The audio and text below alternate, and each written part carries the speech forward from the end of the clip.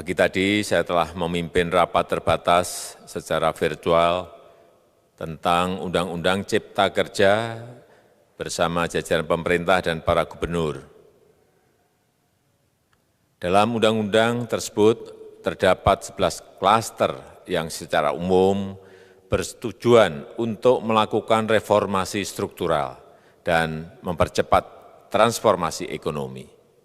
Adapun klaster tersebut adalah urusan penyederhanaan perizinan, urusan persyaratan investasi, urusan ketenagakerjaan, urusan pengadaan lahan, urusan kemudahan berusaha, urusan dukungan riset dan inovasi, urusan administrasi pemerintahan, urusan pengenaan sanksi, urusan kemudahan pemberdayaan dan perlindungan UMKM, urusan investasi dan proyek pemerintah, serta urusan kawasan ekonomi.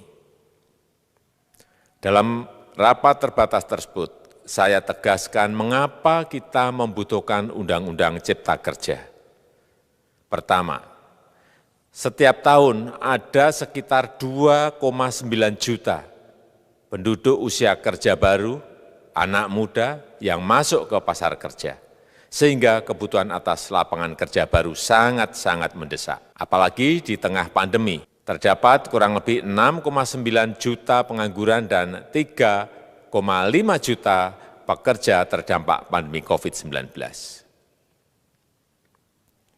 Dan sebanyak 87% dari total penduduk bekerja memiliki tingkat pendidikan setingkat SMA ke bawah, di mana 39% berpendidikan sekolah dasar.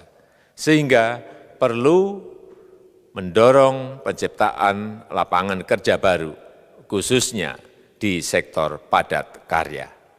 Jadi, Undang-Undang Cipta Kerja bertujuan untuk menyediakan lapangan kerja sebanyak-banyaknya bagi para pencari kerja serta para pengangguran. Kedua, dengan Undang-Undang Cipta Kerja akan memudahkan masyarakat, khususnya usaha mikro kecil, untuk membuka usaha baru. Regulasi yang tumpang tindih dan prosedur yang rumit dipangkas.